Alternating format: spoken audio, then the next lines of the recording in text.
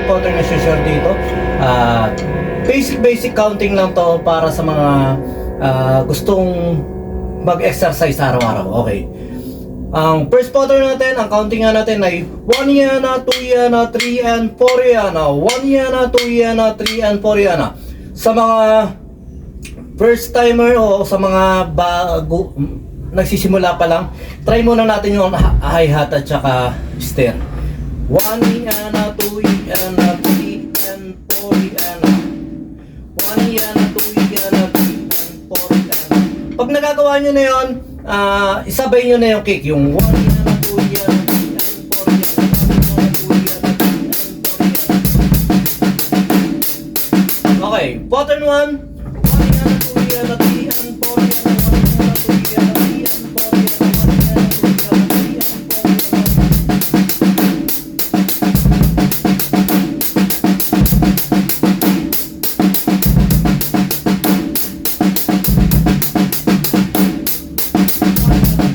and 4 yana.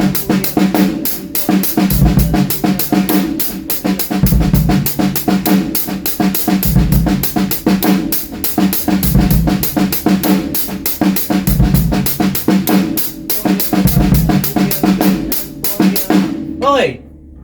Same process lang din o same pattern lang din yung pwede natin i-apply dito sa pattern 2. Yung kung hindi nyo pa kaya isabay yung kick, yung gawin nyo muna yung hi-hat at saka snare lang muna. Okay, pero ito yung pattern 2.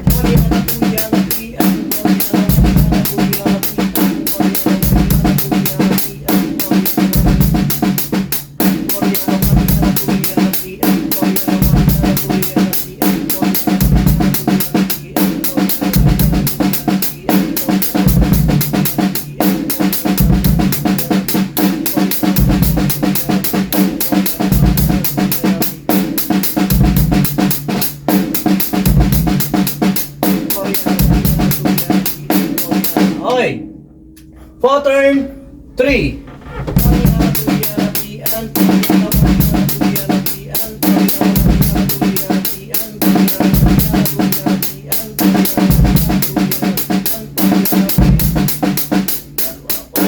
Ulitin natin. Pattern 3.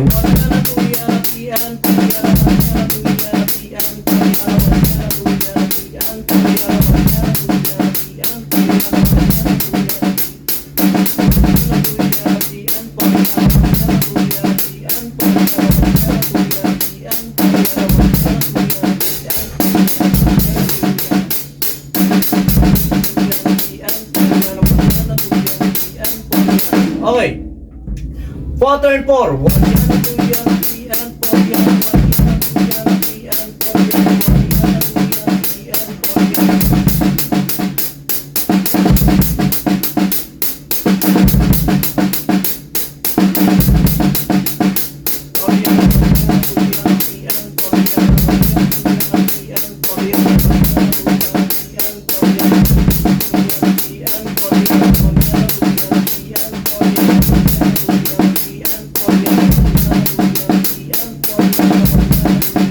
and 4 Okay, pattern 5. 1 yana, 2 yana, 3 and 4 yana. 1 yana, 2 yana, 3 and 4 yana. 1 yana, 2 yana, 3 and 4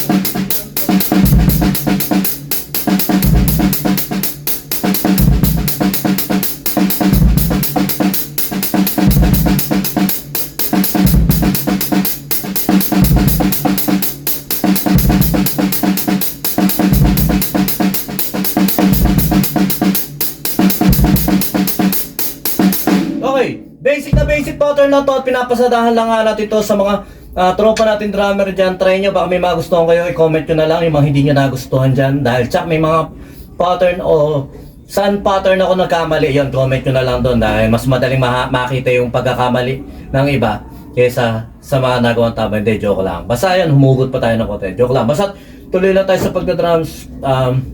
Exercise, rudiments. Hindi man natin magawa yung kagaya ng mga professional na 8 hours per day na practice. Nawa maano natin, maisingit natin yung rudiments natin araw-araw at saka yung exercise natin. Yun, kung magagawa natin 2 hours sa umaga, 2 hours sa tanghali, 2 hours sa pahapon, 2 hours sa gabi, maganda. Kaso nga lang, syempre may mga ginagawa-gawa na tayo. Kaya saludo sa mga talagang musicians na nakakapaglaan ng time para sa pagpa-practice, pagro-rudiment sila, pagbabasa, sight reading at saka ganyan. Bilang musikero, kailangan natin yon mag-improve ng sight reading, pakikipag-jam, at saka syempre yung pag-observe sa lahat ng kapwa natin mga musikero. Ngayon lang. At saka sabi nga, basta may nabasa lang ako kanina,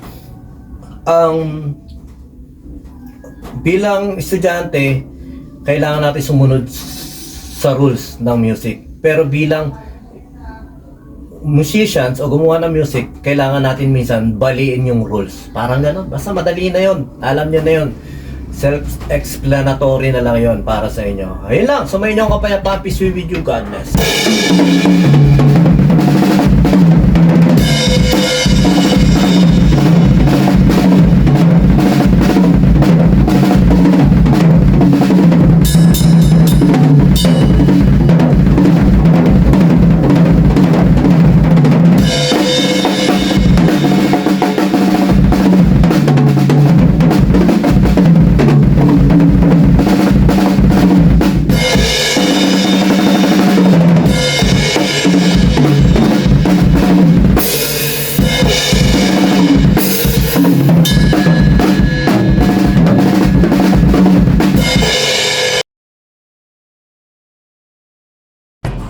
B-Jam Lights and Sounds. Yun mga boss, baka may mga upcoming events kayo na parating dyan gaya ng binyag, kasal, debut, at kahit anong okasyon na kailangan nyo ng banda, acoustic band, full band, sequencer, meron po kami at kaya po namin kayong matulungan sa mga paghahanap nyo sa mga pangailangan nyo sa inyong okasyon. At ayun, maraming salamat sa mga tropa natin syempre na nagsishare, nagla-like at nagsusubscribe sa atin sa ating YouTube channel. At saka maraming salamat syempre sa mga boss natin na patuloy na nag-hire sa atin. Maraming salamat ulit.